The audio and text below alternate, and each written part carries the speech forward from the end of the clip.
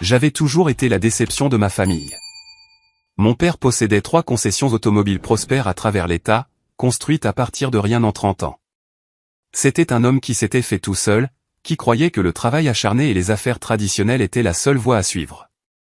Il voulait que je rejoigne le Coleman Auto Group, que j'apprenne le métier, que je prenne éventuellement la relève. C'était le plan qu'il avait écrit pour ma vie avant même que je ne puisse parler. Ma sœur Madison, de 2 ans ma cadette, est devenue l'enfant en or dès sa naissance. Elle excellait dans tout ce qui comptait pour notre père. Des notes parfaites, une école de commerce dans une université privée coûteuse entièrement financée par nos parents. Des stages dans des entreprises prestigieuses. Elle savait exactement comment rendre Richard fier. Elle jouait le jeu à la perfection.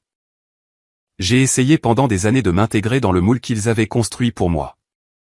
Je me suis inscrit au Community College, suivant des cours de commerce que je détestais, travaillant à temps partiel dans l'une des concessions de mon père.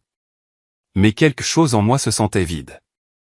J'avais toujours été fasciné par la technologie, par la façon dont les logiciels pouvaient résoudre de vrais problèmes. J'ai appris à coder tard le soir après mes quarts de travail à la concession. J'ai regardé des tutoriels, lu des forums, construit de petits projets que personne n'a jamais vus. Il y a 3 ans, j'ai pris la décision qui a tout changé. J'ai abandonné le Community College pour poursuivre ce que mon père appelait une « idée technologique ridicule ». Le jour où je lui ai dit, il est resté silencieux pendant 1 minute entière. Puis il a explosé. Il m'a traité d'ingrat, de stupide, de naïf.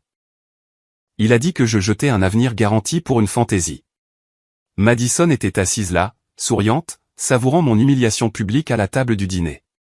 Ma mère a pleuré mais n'a rien dit pour me défendre. J'ai déménagé cette semaine-là dans un minuscule studio de l'autre côté de la ville, 37 mètres carrés, qui sentait le vieux tapis et avait une fenêtre donnant sur un parking. J'ai dit à ma famille que je faisais du travail en freelance pour subvenir à mes besoins. Ils ont supposé que je joignais à peine les 2 bouts, faisant probablement du support technique ou construisant des sites web pour $50. Je rendais rarement visite à la maison, peut-être une fois tous les 2 ou 3 mois quand ma mère me suppliait. Chaque visite était la même.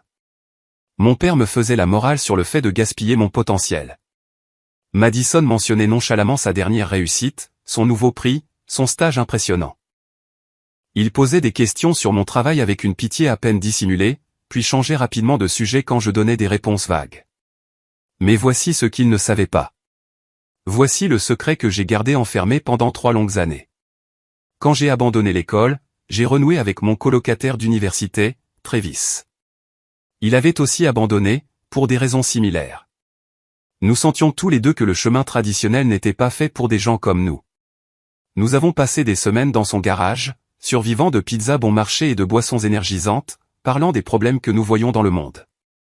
Nous revenions sans cesse à un problème.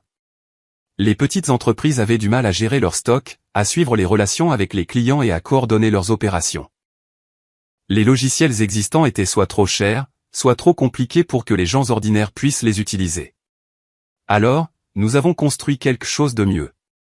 Nous l'avons appelé Streamline Solutions, une plateforme logicielle conçue spécifiquement pour les propriétaires de petites entreprises qui n'étaient pas des experts en technologie. Interface épurée, prix abordable, support client réel. Nous avons tout financé nous-mêmes avec $5 000 que j'avais économisés sur des petits boulots et $3 000 que Travis avait empruntés à sa grand-mère.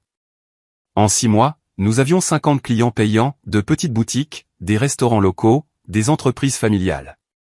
Ils aimaient ce que nous avions construit parce que cela résolvait réellement leurs problèmes sans nécessiter un diplôme en informatique pour fonctionner.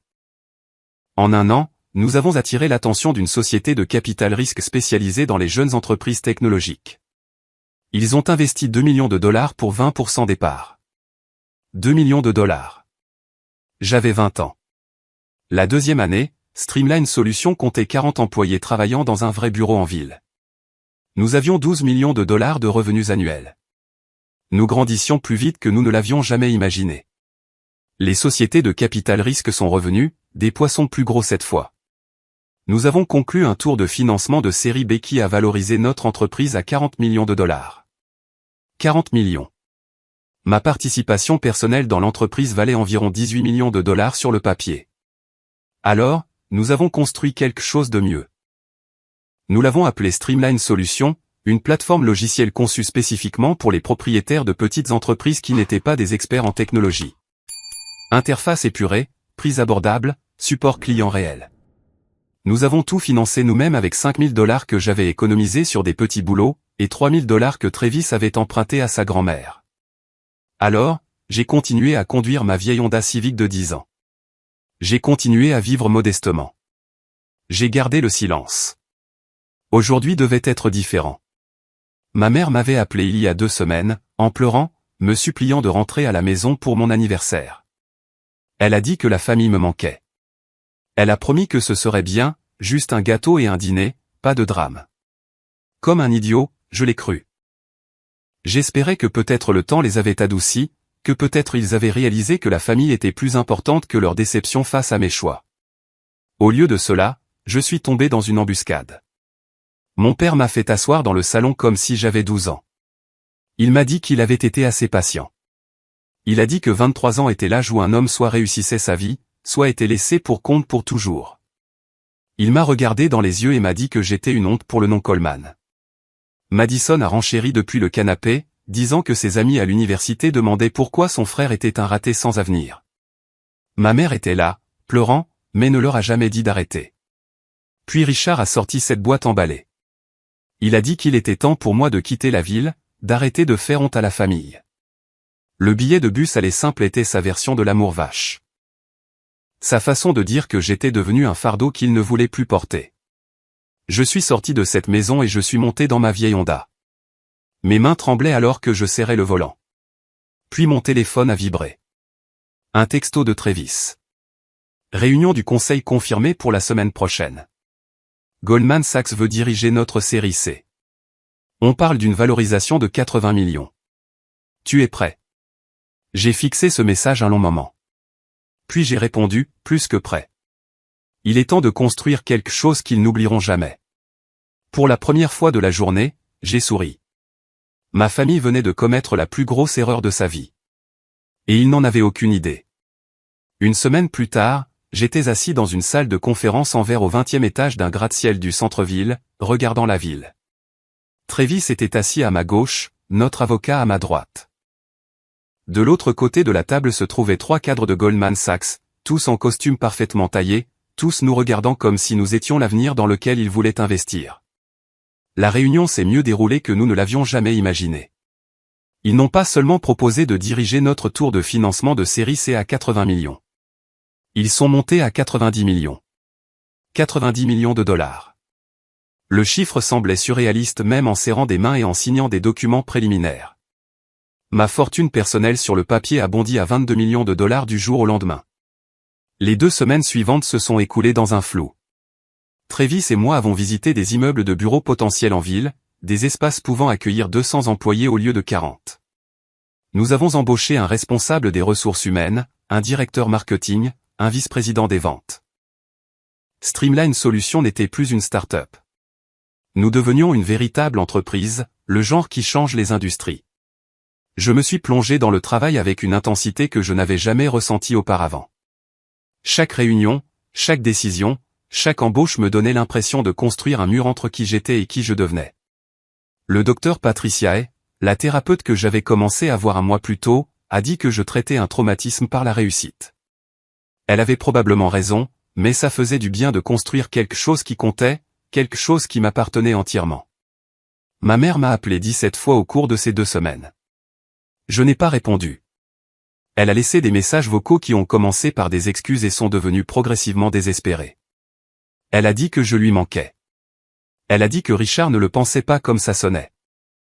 Elle a dit que les familles se pardonnent. Mais pas une seule fois dans aucun message elle n'a dit qu'elle avait eu tort de laisser faire. Pas une seule fois elle n'a assumé la responsabilité d'être restée silencieuse pendant que Richard me tendait ce billet de bus.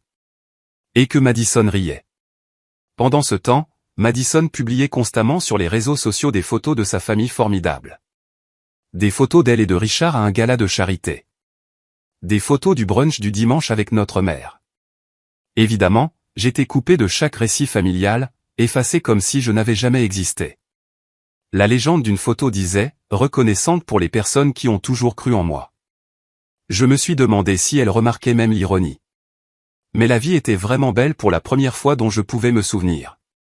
J'ai commencé à sortir avec Jenna, une femme que j'ai rencontrée lors d'une conférence technologique 3 mois plus tôt. Elle dirigeait sa propre start-up de marketing, comprenait le chaos de la création d'une entreprise, ne m'a jamais demandé d'être autre chose que moi-même. Elle savait exactement qui j'étais, connaissait Streamline Solutions, savait ce que je valais, et elle m'aimait quand même, pour des raisons qui n'avaient rien à voir avec l'argent ou le succès. Nous avons dîné dans un petit restaurant italien en ville un vendredi soir. Elle m'a demandé si j'étais heureux.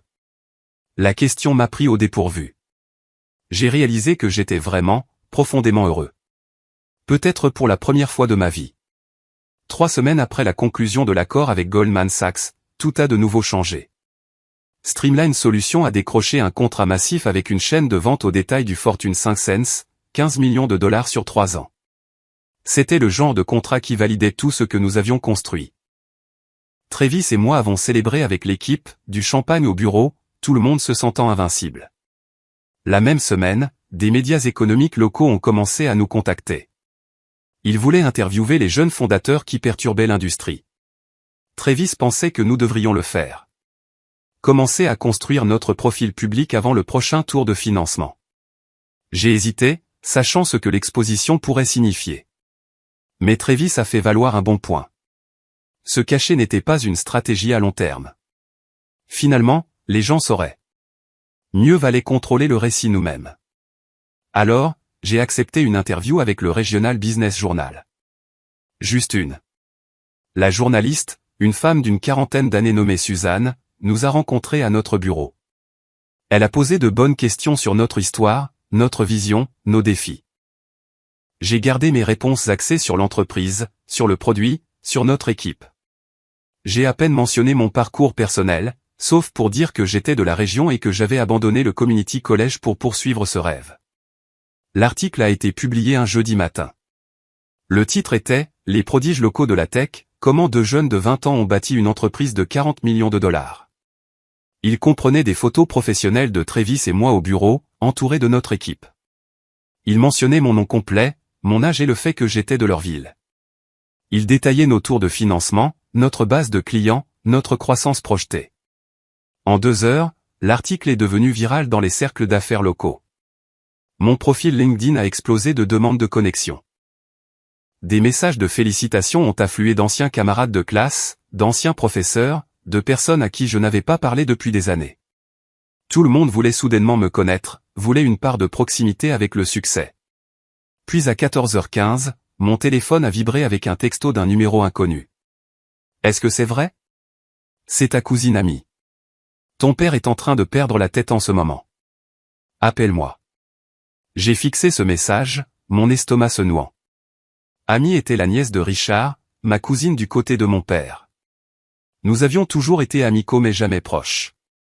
Je l'ai rappelé. Brent, a-t-elle répondu immédiatement.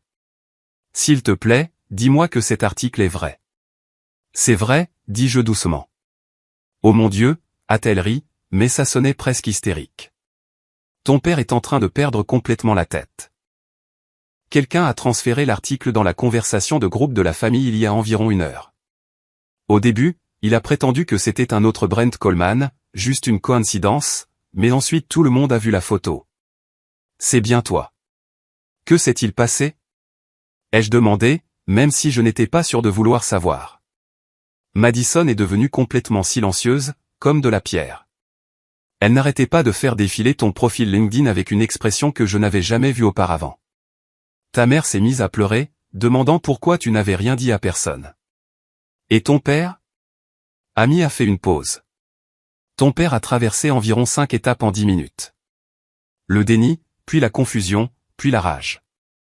Il dit à tout le monde que tu as dû mentir aux journalistes, que les chiffres sont exagérés. Il ne peut pas l'accepter. Merci pour l'info, Amy. Brent, a-t-elle dit avant que je ne puisse raccrocher. Pour ce que ça vaut, j'ai toujours pensé qu'ils avaient tort à ton sujet. Félicitations. Sérieusement. Je l'ai remercié et j'ai mis fin à l'appel. Puis je me suis assis dans mon bureau, la porte fermée, attendant l'inévitable. L'appel de ma mère est arrivé à 15h30. J'ai failli ne pas répondre, mais une partie de moi, la partie qui se souvenait encore d'être son petit garçon, ne pouvait l'ignorer. « Chérie » a-t-elle dit, sa voix épaisse de larmes. « Je viens de voir l'article. Est-ce que c'est vrai? Est-ce que tu as vraiment? As-tu vraiment bâti une entreprise de 40 millions de dollars? Oui, maman, dis-je, gardant ma voix calme. Pendant 3 ans, tout le temps, vous pensiez tous que j'étais un échec. Pourquoi ne nous as-tu rien dit? Elle semblait sincèrement confuse, comme si la réponse n'était pas évidente. Parce que la dernière fois que je vous ai parlé de mes rêves, papa m'a tendu un billet de bus et m'a dit de partir. Parce que Madison a ri. Parce que tu es resté là et que tu as laissé faire. Brent, s'il te plaît. Nous sommes une famille. Nous méritons de savoir ce qui se passe dans ta vie. Vraiment, ai-je demandé. Vraiment? Tu l'as choisi plutôt que moi à chaque fois, maman. À chaque fois. Ce n'est pas juste. Peut-être pas, dis-je. Mais c'est vrai. Elle a commencé à répondre, mais je l'ai coupée. Je dois y aller, maman. J'ai une réunion. J'ai raccroché avant qu'elle ne puisse dire quoi que ce soit d'autre. Mes mains tremblaient. Jenna m'a envoyé un texto pour me demander si j'allais bien. Je lui ai dit que j'expliquerais plus tard. 2 jours se sont écoulés. J'ai ignoré les appels de ma mère, les textos de Madison, les messages de membres de la famille élargie dont je n'avais pas entendu parler depuis des années. Tout le monde voulait soudainement renouer le contact, célébrer, faire partie de l'histoire. Puis, un samedi matin, mon assistante m'a appelé à la maison. Brent, je suis vraiment désolé de te déranger le week-end, mais il y a un homme ici au bureau qui prétend être ton père. Il exige de te voir. La sécurité ne sait pas quoi faire. Mon sang s'est glacé. Dis-leur que je serai là dans 20 minutes. J'ai conduit jusqu'au bureau plus vite que je n'aurais dû. Quand je suis entré dans le hall, j'ai trouvé Richard debout près du bureau de la sécurité, vêtu d'un costume cher, ayant l'air du parfait homme d'affaires prospère qu'il s'était toujours présenté comme étant. Dès qu'il m'a vu, son visage s'est transformé en quelque chose qui aurait pu passer pour de la chaleur paternelle si on ne le connaissait pas, Brent. Il s'est avancé vers moi les bras ouverts, comme si nous nous retrouvions après un long déploiement, et non des semaines après qu'il m'ait dit que j'étais une honte. Fils, je devais voir cet endroit par moi-même. Mon garçon qui bâtit un empire. J'ai reculé avant qu'il ne puisse me serrer dans ses bras. Qu'est-ce que tu fais ici, Richard? Richard? Il avait l'air blessé. Je suis ton père, Brent. Je sais que nous avons eu des conversations difficiles récemment, mais j'ai toujours su que tu en avais la capacité. J'ai toujours su que tu réussirais quelque chose. Les gens dans le hall regardaient maintenant. Quelques-uns de mes employés étaient descendus, curieux de l'agitation. Richard jouait un rôle, jouant le père fier pour un public. Tu m'as donné un billet de bus et tu m'as dit que j'étais une honte pour la famille, ai-je dit assez fort pour que tout le monde entende. Tu ne peux pas réécrire l'histoire maintenant que ça t'arrange. Le visage de Richard est devenu rouge. J'essayais de te motiver. L'amour vache, fils. C'est comme ça que j'ai été élevé. Comment j'ai bâti tout ce que j'ai. Je t'ai poussé parce que je croyais en toi. Non, dis-je. Tu m'as poussé parce que tu voulais me contrôler. Et quand tu n'as pas pu, tu as essayé de me jeter. C'est comme ça que tu traites ton père, la voix de Richard s'est élevée. La colère authentique perçant à travers la performance. Après tout ce que je t'ai donné, le toit sur ta tête, la nourriture sur ta table. Tu m'as donné ces choses parce que c'est l'obligation légale d'avoir un enfant, dis-je. Tu ne reçois pas de crédit pour avoir fait le strict minimum. Les portes de l'ascenseur se sont ouvertes derrière moi. Une femme bien habillée d'une 50aine d'années est sortie, portant une mallette en cuir. Janet Morrison, vice-présidente principale de Goldman Sachs, ici pour une réunion de week-end prévue sur notre stratégie d'expansion. Richard, ne la reconnaissant pas, s'est tourné vers elle comme s'il avait trouvé un public sympathique. Pouvez-vous y croire? Mon propre fils qui me manque de respect en public alors que je l'ai fait tout ce qu'il est. Janet a regardé Richard, puis moi. Son expression n'a jamais changé. Parfaitement professionnelle. Monsieur Coleman, votre rendez-vous de 14 heures est prêt. Devrais-je le reporter compte tenu de votre urgence familiale? J'ai regardé Richard une dernière fois. Puis j'ai regardé Janet. Non, Janet. Mon père était sur le point de partir. J'ai fait un signe de tête à la sécurité. 2 gardes se sont approchés de Richard, ne le touchant pas, mais rendant leur présence claire. Le visage de Richard est devenu violet. Tu le regretteras. La famille, c'est tout, Brent. Tu es en train de tout jeter. Et pourquoi? L'argent. Le succès. Ces choses ne signifient rien sans la famille. Alors tu aurais dû me traiter comme un membre de la famille, dis-je doucement. Au lieu d'un investissement qui n'a pas rapporté assez vite. La sécurité a escorté Richard vers la sortie. Il a crié depuis le trottoir, sa voix portant à travers les portes en verre. Tu reviendras en rampant. Tout le monde le fait toujours. Tu auras besoin de moi un jour et je ne serai pas là. Je l'ai regardé s'éloigner dans sa Mercedes. Puis je me suis tourné vers Janet qui avait été témoin de toute la scène. Je m'excuse pour cela, dis-je. Elle a souri légèrement. Les entreprises familiales peuvent être compliquées. Les startups technologiques, heureusement, sont une pure méritocratie. Montons-nous? Nous avons procédé à notre réunion. Nous avons discuté de l'expansion sur 3 nouveaux marchés. Stratégie de recrutement, technologie, infrastructure. Janet n'a jamais mentionné ce qui s'était passé dans le hall. Mais à la fin de la réunion, elle a dit quelque chose que je n'oublierai jamais. Les meilleurs leaders que j'ai connus partagent tous une qualité. Ils connaissent la différence entre les personnes qui soutiennent leur vision et celles qui veulent la contrôler. Ne confondez jamais les deux. Je savais qu'elle parlait de plus que des affaires. Au cours des 2 semaines suivantes, ma famille a lancé ce que je ne peux décrire que comme une campagne coordonnée. Ma mère appelait tous les jours, parfois 2 fois par jour. Les messages sont passés des excuses au désespoir. Elle disait que Richard était déprimé depuis notre confrontation. Elle disait qu'il avait le cœur brisé que son fils le traite de cette façon. Elle pleurait et disait que les familles se pardonnent, que nous devions dépasser cela.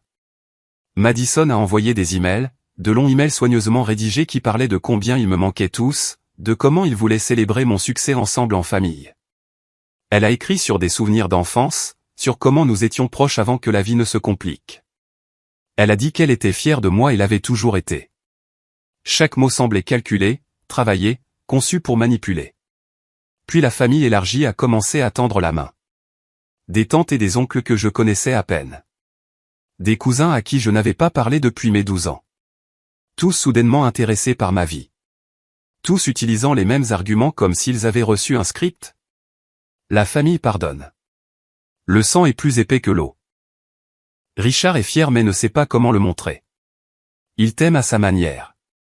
C'était coordonné. C'était intentionnel. Et ça m'a rendu malade. Mais ce que Richard a fait ensuite était pire. Il a lancé une campagne de relations publiques dans notre ville natale. Il a parlé à tout le monde dans sa concession de son fils génie de la tech. Il m'a mentionné aux clients, aux associés, à quiconque voulait bien écouter.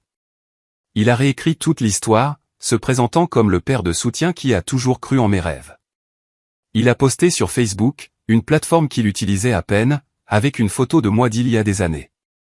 La légende disait, si fier de mon fils, Brent, pour avoir suivi sa passion et construit quelque chose d'incroyable.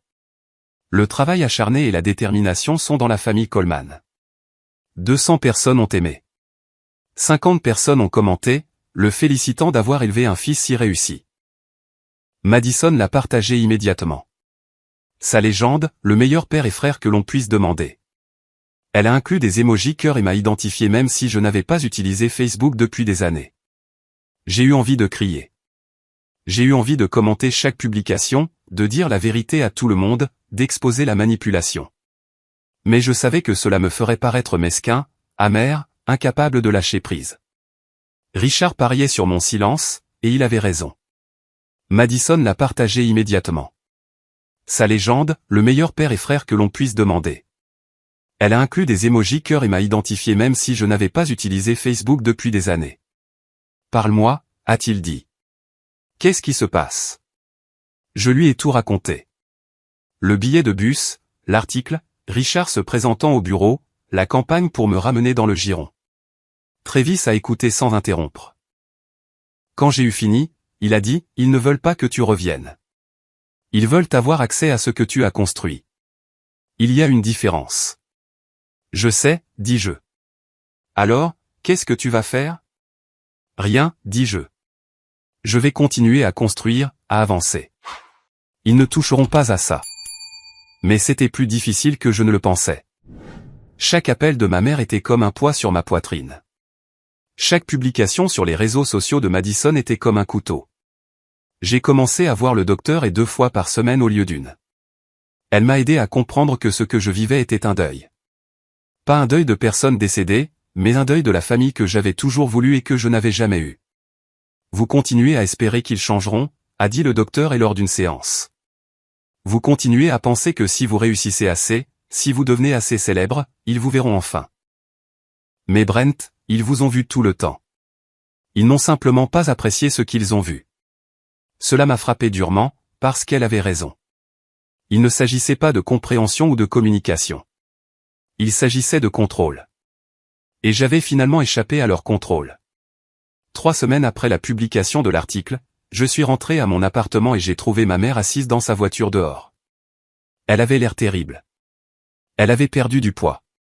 Ses yeux étaient rouges et gonflés. Ses vêtements flottaient sur elle. J'ai failli continuer à conduire. J'ai failli faire comme si je ne la voyais pas. Mais je ne pouvais pas. Je me suis garé et je me suis dirigé vers sa voiture. Elle est sortie immédiatement. Maman, tu ne peux pas simplement te pointer chez moi. Tu ne répondais pas à mes appels, a-t-elle dit. Brent, s'il te plaît.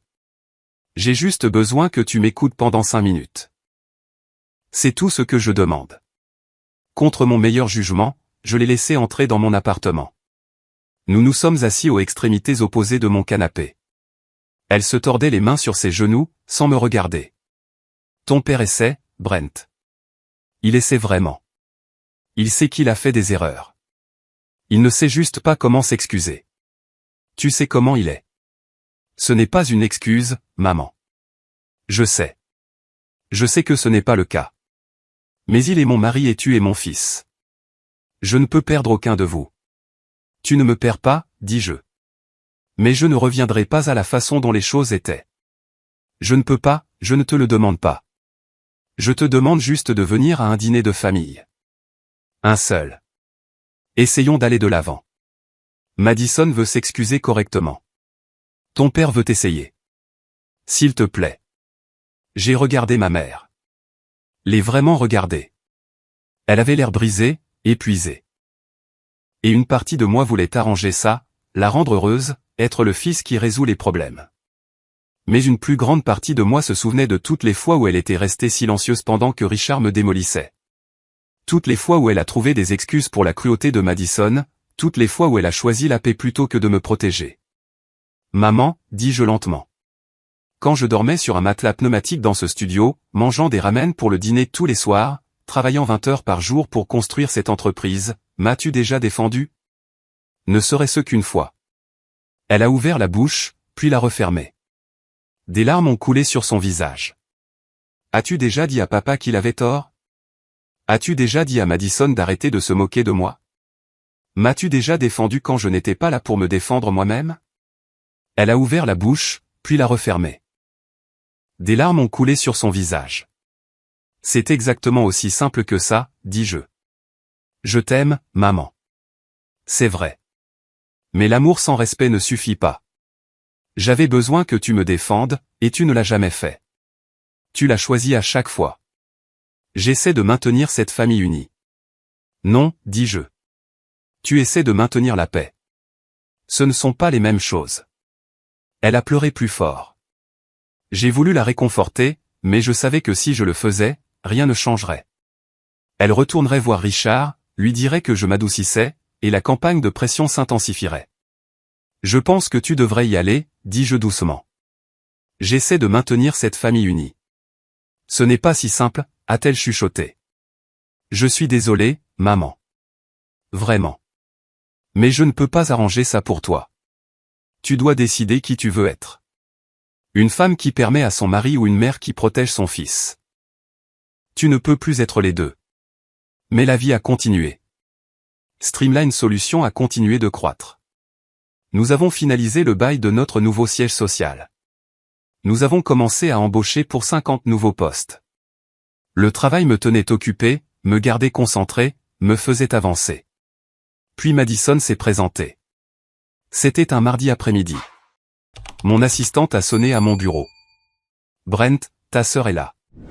Elle a quelqu'un avec elle. Elle dit que c'est important. J'ai failli dire de la renvoyer, mais la curiosité l'a emporté. Envoyez-les dans la salle de conférence. Madison est entrée avec un homme que j'ai supposé être son petit ami. Elle était habillée professionnellement. Pas de marque de créateur, pas d'attitude. Elle avait l'air presque humble, ce qui m'a immédiatement mis sur mes gardes. Brent, a-t-elle dit doucement. Merci de me voir. Voici Kyle. Nous nous sommes serrés la main. Kyle semblait assez gentil, mais je n'étais pas là pour lui. Que veux-tu, Madison? Je veux m'excuser, a-t-elle dit, en face à face. Sans parents, sans drame, juste entre frères et sœurs. Nous sommes allés dans un café à 2 pâtés de maison. Madison a commandé un café noir. J'ai commandé un expresso. Kyle est resté silencieux, nous laissant parler. J'ai beaucoup réfléchi, a commencé Madison. À tout. À la façon dont je t'ai traité en grandissant. Au truc du billet de bus. Au fait que j'ai ri. Elle a fait une pause, ses yeux sincèrement humides.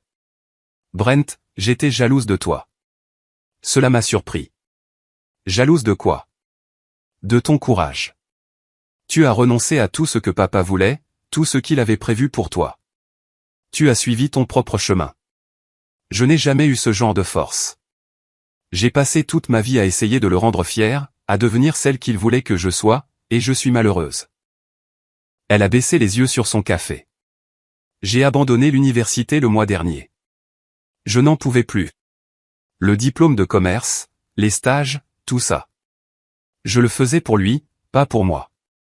Et j'ai réalisé que je ne sais même pas qui je suis sans son approbation. Cela semblait sincère. Pour la première fois de notre vie, Madison semblait réelle. Je ne te demande pas de me pardonner, a-t-elle continué. Je ne le mérite pas. Mais je voulais que tu saches que je suis désolé, sincèrement désolé pour tout. J'ai étudié son visage, cherchant la manipulation, l'angle, mais je n'ai rien trouvé. Qu'est-ce que tu vas faire maintenant, ai-je demandé. J'ai étudié son visage, cherchant la manipulation, l'angle, mais je n'ai rien trouvé.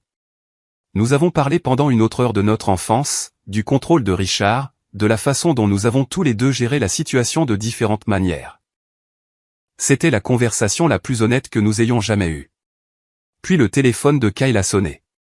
Il a répondu sans réfléchir. Ouais, on est avec lui maintenant. Elle s'en sort très bien. Il gobe tout. Le monde s'est arrêté. J'ai entendu la voix de Richard à l'autre bout de la ligne, minuscule et lointaine. Le visage de Madison est devenu blanc. Kyle, raccroche. Mais il était trop tard. Je me suis levé. Dis à papa que sa petite mission d'espionnage a échoué, dis-je. Brent, non. Ce n'est pas ça. Madison a attrapé mon bras. Dis à papa que sa petite mission d'espionnage a échoué, dis-je. Mais il était trop tard. Je me suis levé. Je me suis dégagé. Ne me touche pas. Je suis sorti de ce café et je n'ai pas regardé en arrière.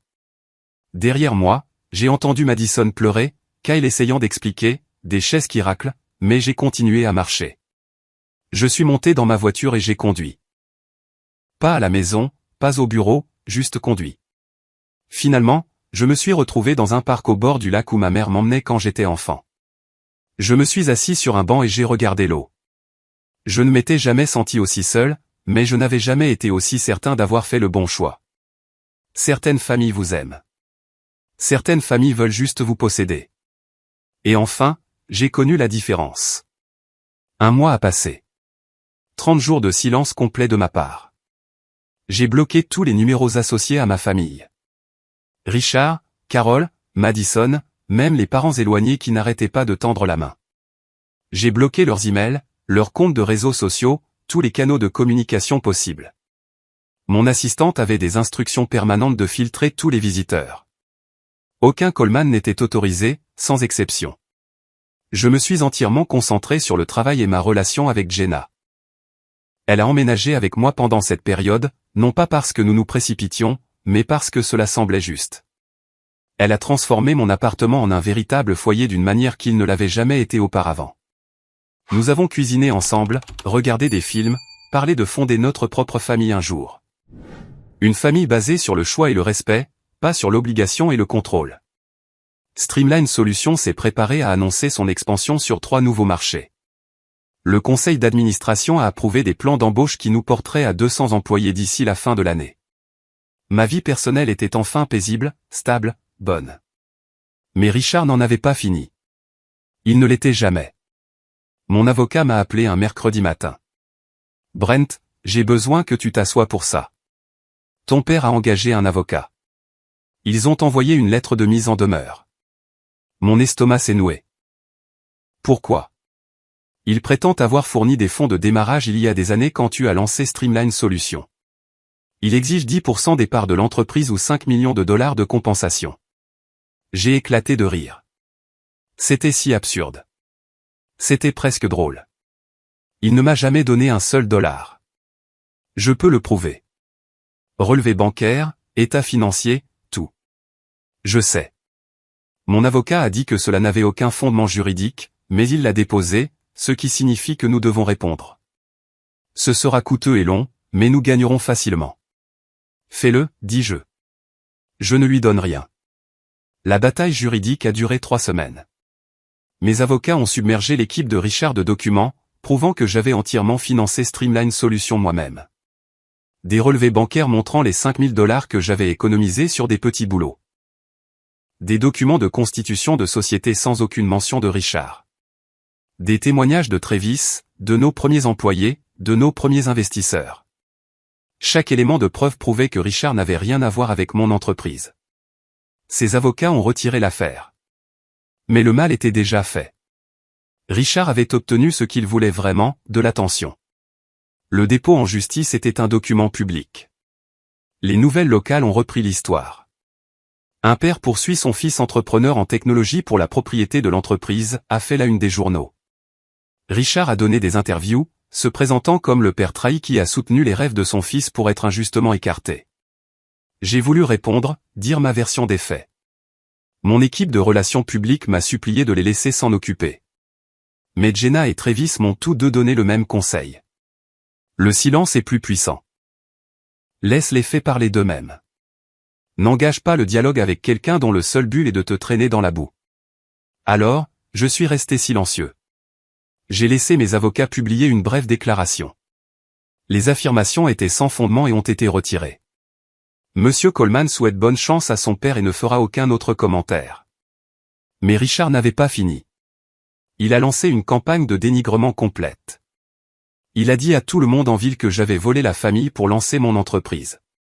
Il a prétendu que j'étais mentalement instable, que le succès m'avait corrompu, que j'avais coupé les ponts avec ma famille aimante sans raison. Il s'est présenté comme le père inquiet essayant de joindre son fils en difficulté. Madison s'y est mise. Elle a posté sur les réseaux sociaux des messages sur les frères et sœurs narcissiques qui abandonnent leur famille. Elle a écrit de longs messages vagues sur les traumatismes familiaux et les abus émotionnels qui me visaient clairement. Ses amis ont commenté avec sympathie, des cœurs, des messages de soutien. Elle ne m'a jamais mentionné par mon nom, mais quiconque connaissait notre famille comprenait exactement de qui elle parlait. Certaines personnes les ont crues.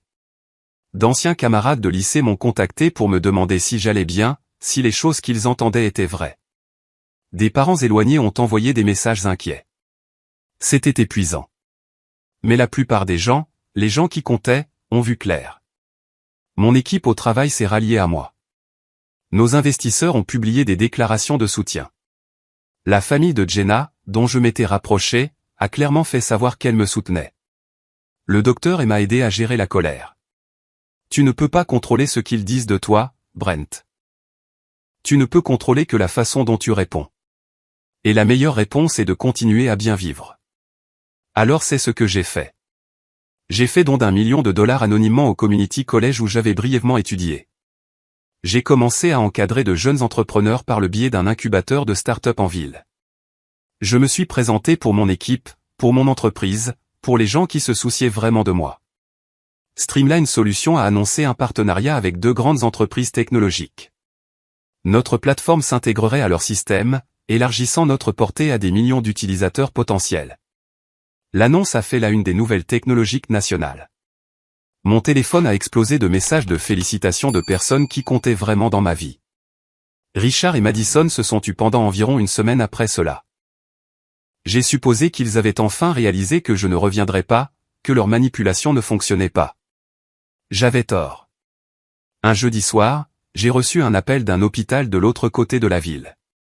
Monsieur Coleman, votre mère a été admise. Elle vous demande. C'était une crise de panique, mais elle est stable.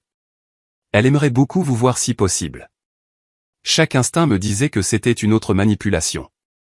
Mais si ce n'était pas le cas?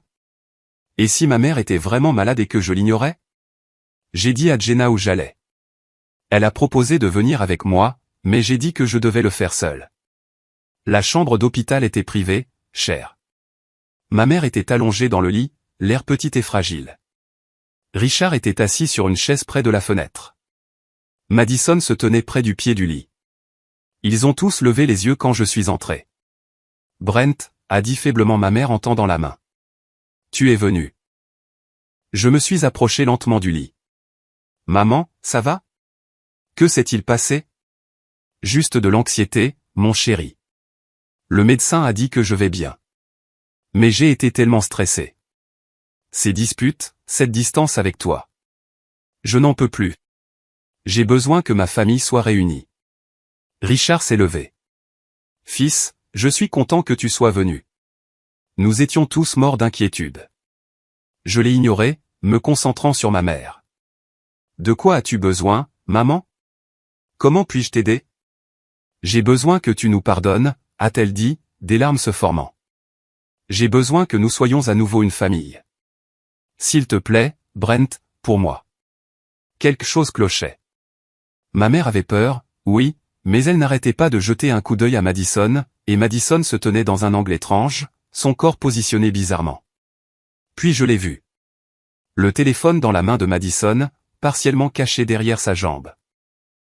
L'écran était allumé. Elle enregistrait. Madison, dis-je calmement. Range ce téléphone. Elle a sursauté, le laissant presque tomber. Quoi? Je ne. Range-le.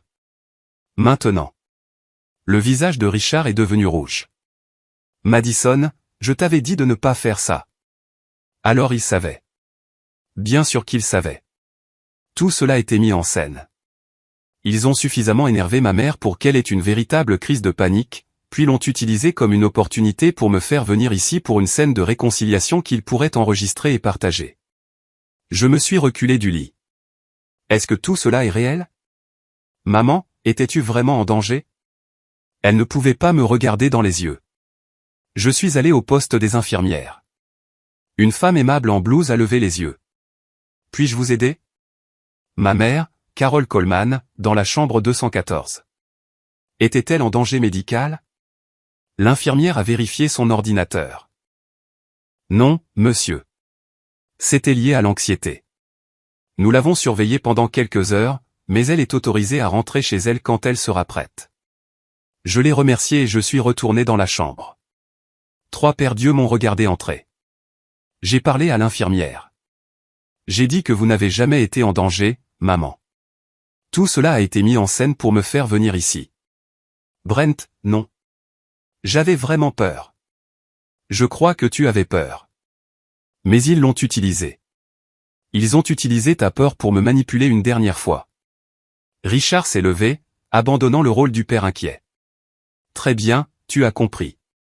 Tu as toujours été trop intelligent pour ton propre bien. Mais laisse-moi te dire quelque chose, fils. Tu penses que tu es meilleur que nous maintenant. Tu penses que ton argent et ton succès te rendent spécial. Mais tu n'es rien sans cette famille. Rien. Tu seras seul pour le reste de ta vie. Si être seul signifie être libre de vous, je le prends, dis-je. J'ai regardé ma mère une dernière fois. J'espère que tu te sentiras mieux, maman. Vraiment.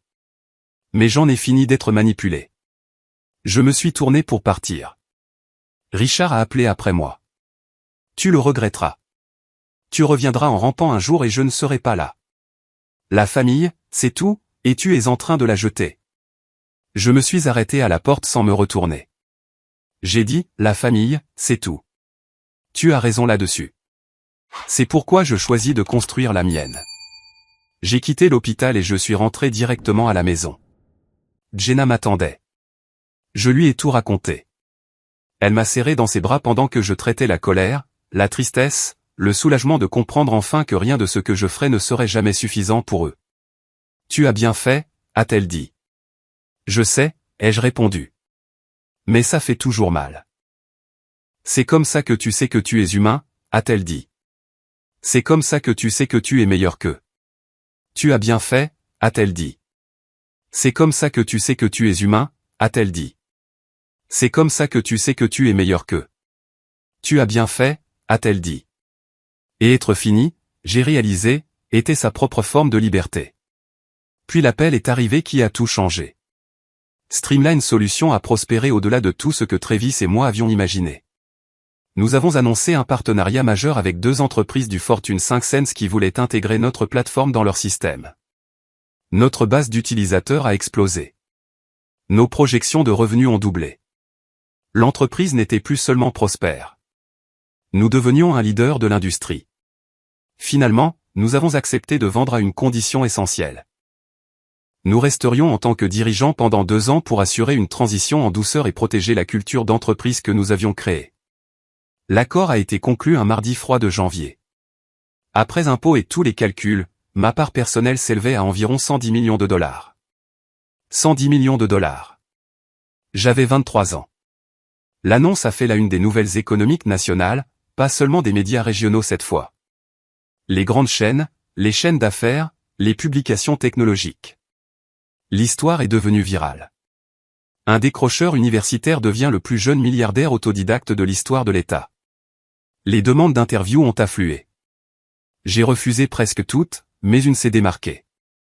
Une émission d'affaires nationale respectée qui se concentrait sur l'entrepreneuriat et l'innovation. Il voulait présenter Travis et moi comme des exemples de la nouvelle génération qui construit l'avenir.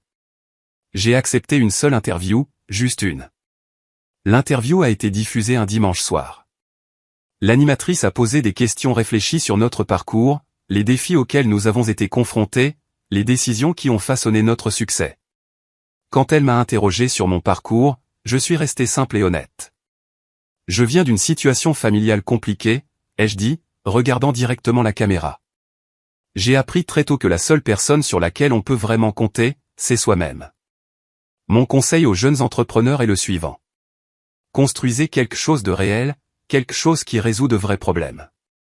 Restez fidèle à vos valeurs même lorsque les gens ne comprennent pas. Et sachez que le succès ne consiste pas à vous prouver à ceux qui doutaient de vous. Il s'agit de construire une vie qui a du sens pour vous. L'interview a eu un écho. Elle a été vue des millions de fois en ligne. Des messages ont afflué de jeunes qui se sont reconnus dans mon histoire, qui se sont sentis encouragés à poursuivre leurs propres rêves malgré la pression familiale ou le doute. Puis les messages de ma famille ont commencé. Richard a envoyé un texto en premier. « Fils, j'ai regardé ton interview. Je suis incroyablement fier. Je sais que nous avons une eau différente, mais j'ai toujours cru en toi. Ta mère et moi aimerions beaucoup te voir. Madison veut s'excuser correctement. S'il te plaît, laissons cela derrière nous. Tu es partout dans les nouvelles et les gens n'arrêtent pas de poser des questions sur toi. J'adorerais célébrer ton succès comme il se doit. Nous sommes une famille. Ça doit bien vouloir dire quelque chose. » J'ai fixé ce message un long moment. L'audace, la réécriture complète de l'histoire, l'hypothèse que l'argent et le succès effaceraient des années de cruauté. Je n'ai pas répondu. Puis Madison a envoyé son propre message. « Brent, je sais que je ne mérite pas ton pardon. J'ai beaucoup réfléchi à tout. Regarder ton succès a été difficile, mais pas pour les raisons que tu penses. Ça m'a fait réaliser à quel point j'ai gaspillé mon temps à essayer de plaire à papa. J'ai abandonné l'école. Je n'ai aucune direction. J'ai vraiment du mal. Je ne veux pas de ton argent. Je veux juste des conseils. Tu es la seule personne qui a échappé à son contrôle. Comment as-tu fait? J'ai besoin d'aide. » Ce message semblait différent, moins calculé, plus désespéré. Je l'ai montré à Jenna. « Qu'en penses-tu » ai-je demandé. Je pense que Madison a passé toute sa vie à manipuler les gens, a dit Jenna avec précaution. Mais je pense aussi que les gens peuvent changer. La question est de savoir si tu crois qu'elle veut vraiment changer ou si c'est juste une manipulation plus sophistiquée. Je ne connaissais pas la réponse. Ce soir-là, ma mère a envoyé un dernier message. Brent, ton père ne sait pas que je t'écris. Je le quitte. J'aurais dû le faire il y a des années. J'aurais dû te protéger. J'ai échoué en tant que mère. Je n'attends pas de pardon. Je voulais juste que tu saches que j'ai enfin trouvé le courage que tu as toujours eu. Je suis fier de toi. Pas pour l'argent, mais pour avoir été assez fort pour partir quand je ne le pouvais pas. Je t'aime. Je l'ai toujours fait. Je le ferai toujours. Maman. J'ai lu ce message 3 fois. Puis j'ai appelé le docteur et même s'il était tard. Pensez-vous que les gens peuvent vraiment changer? Lui ai-je demandé. Certaines personnes le peuvent, a-t-elle dit. Mais seulement s'ils veulent changer pour eux-mêmes, pas parce qu'ils veulent quelque chose de vous. La question n'est pas de savoir s'ils peuvent changer. La question est de savoir si vous les voulez dans votre vie pendant qu'ils le découvrent. J'ai passé toute la nuit à réfléchir. Le matin, je savais ce que je devais faire. J'ai d'abord appelé Madison. Elle a répondu à la deuxième sonnerie, sa voix timide et petite d'une manière que je n'avais jamais entendue auparavant. Brent? J'ai reçu ton message, dis-je. On se voit pour le déjeuner demain. Juste toi. Pas de Kyle, pas de parents, pas d'enregistrement. Si je vois un téléphone, je pars. Compris. Compris, a-t-elle dit rapidement. Merci. Sérieusement. Merci. Nous nous sommes rencontrés dans un restaurant de ma nouvelle ville, à 2 heures de notre ville natale. Madison est arrivée en jean et en pull uni. Pas de maquillage, pas de sac de créateur. Elle avait l'air épuisée et réelle. Nous nous sommes assis. Pendant 1 minute, aucun de nous n'a parlé. Je ne sais pas par où commencer, a-t-elle finalement dit. Commence par la vérité, dis-je. Toute la vérité. Je ne sais pas par où commencer, a-t-elle finalement dit. Nous nous sommes assis. Pendant 1 minute, aucun de nous n'a parlé. Et elle l'a fait. Pendant l'heure qui a suivi, Madison m'a tout raconté. Comment elle avait passé toute sa vie à jouer la comédie pour l'approbation de Richard. Comment elle n'avait jamais eu ses propres rêves, seulement ses rêves pour elle. Comment le diplôme de commerce la rendait malheureuse, mais elle a continué parce que s'arrêter signifiait l'échec à ses yeux. Comment elle a ri quand Richard m'a donné le billet de bus parce qu'elle avait terriblement peur que si elle me défendait, elle deviendrait sa prochaine cible. Pourquoi maintenant, ai-je demandé. Pourquoi tendre la main maintenant, après tout? Elle m'a regardé avec des yeux désespérés. Comment as-tu fait, Brent? Comment as-tu arrêté de te soucier de ce qu'il pensait? Je n'ai pas arrêté de m'en soucier, dis-je. Honnêtement, ça fait toujours mal. Mais j'ai réalisé que son approbation n'était jamais vraiment à propos de moi. C'était à propos de contrôle. Et une fois que j'ai compris ça, je ne pouvais plus l'ignorer. Je le vois maintenant, a-t-elle chuchoté. Et je ne sais pas quoi faire. Nous avons parlé pendant 1 autre heure. Je lui ai parlé du docteur et, de la thérapie, de la façon dont j'ai appris à séparer ma valeur de leurs opinions. Je lui ai parlé de la construction d'une vie basée sur mes propres valeurs, en m'entourant de personnes qui me voyaient vraiment. Je t'aiderai, dis-je finalement. Mais tu dois comprendre quelque chose. Je ne te donnerai pas d'argent que tu n'as pas gagné. Je ne te donnerai pas un emploi juste parce que nous sommes parents. Ce que je te donnerai, ce sont des conseils, si tu es sérieuse à propos de changer. Je suis sérieuse, a-t-elle dit. Je le jure. Je lui ai donné les coordonnées du docteur et. Je lui ai parlé de ressources pour l'orientation professionnelle, pour découvrir ce qu'elle voulait vraiment faire de sa vie. J'ai proposé de nous rencontrer 1 fois par mois pour parler, pour la guider dans la découverte de son propre chemin, mais Madison, dis-je sérieusement, si tu trahis à nouveau ma confiance, c'est fini pour de bon. Pas de 3e chance. Je comprends, a-t-elle dit. Je ne te laisserai pas tomber. Je voulais la croire. Le temps dirait si elle le pensait vraiment. 2 jours plus tard, j'ai rencontré ma mère dans un café près de son nouvel appartement. Elle avait l'air différente, plus mince, plus âgée, mais aussi plus légère d'une certaine manière, comme si un poids s'était levé. Elle s'est mise à pleurer dès qu'elle m'a vu. Brent, je suis tellement désolé pour tout, pour tout. Je sais, maman. J'ai demandé le divorce, a-t-elle dit. Ton père a essayé de se battre, mais j'en ai fini. J'ai mon propre logement. J'ai un travail à la bibliothèque. Ça ne paie pas beaucoup, mais c'est à moi. Ma vie est enfin à moi. Nous avons parlé pendant 2 heures. Elle m'a parlé d'années de comportements de contrôle dont je n'avais même pas connaissance. Comment Richard surveillait ses dépenses, ses amitiés, son temps. Comment elle s'est perdue en essayant de maintenir la paix dans un mariage qui n'a jamais été paisible. J'aurais dû te protéger, a-t-elle dit. Tu étais un enfant et je l'ai laissé te faire du mal. Je ne me le pardonnerai jamais. Je te pardonne, ai-je dit, et je le pensais. Mais maman, notre relation doit être différente maintenant. Plus d'excuses pour lui. Plus d'essais pour arranger les choses entre nous. Soit tu es dans ma vie en tant que ma mère, soit tu n'y es pas du tout. Mais je n'aurai plus de demi-mesure. Je comprends, a-t-elle dit. Je ferai mieux. Je le promets.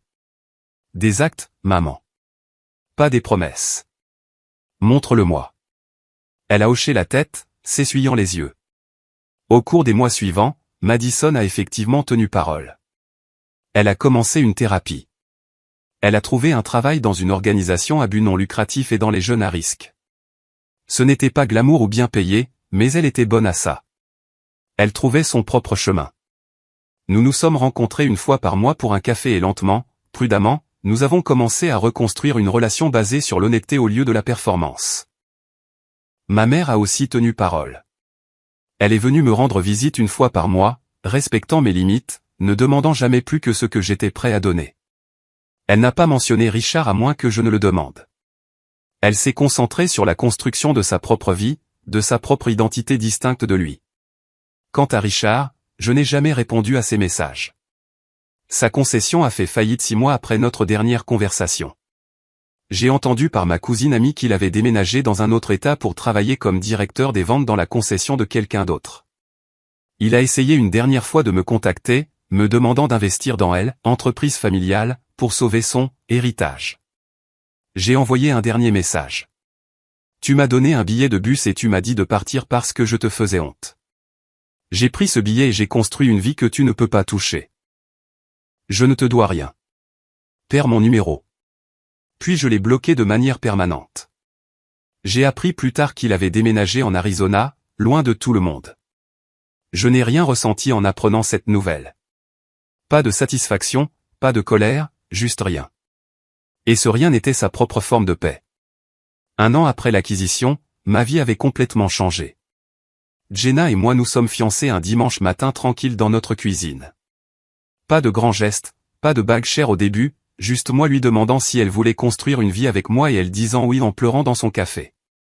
Nous avons acheté une maison dans un beau quartier, rien de trop tape à accent Graveleuil, mais la nôtre. Nous avons adopté un chien de refuge nommé Chester, qui était à la fois chaos et amour.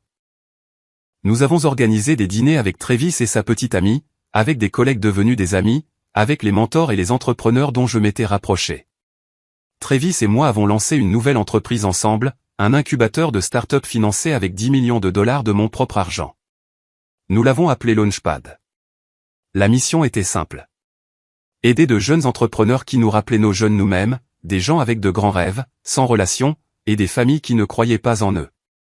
Nous avons encadré des dizaines de fondateurs. Certains ont réussi de manière spectaculaire. D'autres ont échoué et ont réessayé. Tous m'ont appris que le succès n'était pas une question d'argent. C'était avoir la liberté d'essayer, d'échouer, de construire quelque chose de significatif. Madison s'est épanouie d'une manière que je n'aurais jamais prévue. Elle a trouvé sa vocation en travaillant avec des adolescents qui sortaient du système de placement familial, les aidant à naviguer dans la vie sans soutien familial. Elle était douée pour ça parce qu'elle comprenait ce que c'était que d'être perdue. Nous n'étions pas aussi proches que les frères et sœurs dans les films, mais nous étions vrais l'un avec l'autre. C'était suffisant. Ma mère a construit une vie dont elle était fière. Elle s'est fait des amis à la bibliothèque. Elle a suivi des cours d'art. Elle est sortie avec quelqu'un de gentil et de calme qui la traitait avec respect. Nous dînions ensemble une fois par mois, parfois 2. Notre relation ne serait jamais ce qu'elle aurait pu être si elle m'avait protégé plus tôt. Mais elle était honnête, et honnête était mieux que ce que j'avais jamais cru possible. Je n'ai jamais revu Richard. J'ai eu des nouvelles occasionnelles par des membres de la famille. Il s'est remarié avec quelqu'un de 20 ans plus jeune. Ça n'a pas duré. Il a essayé de lancer une autre entreprise. Ça a échoué. Finalement, les nouvelles ont cessé de venir et j'ai cessé de demander. Il est devenu un étranger, ce qu'il a toujours été en réalité. Un après-midi, je travaillais dans mon bureau à domicile quand Jenna m'a appelé en bas. « Tu dois voir ça », a-t-elle dit en souriant. Dans notre salon se trouvait une photo encadrée de notre fête de fiançailles.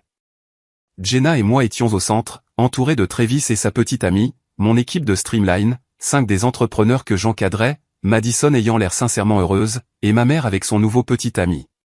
Tout le monde riait, pris dans un moment de pure joie.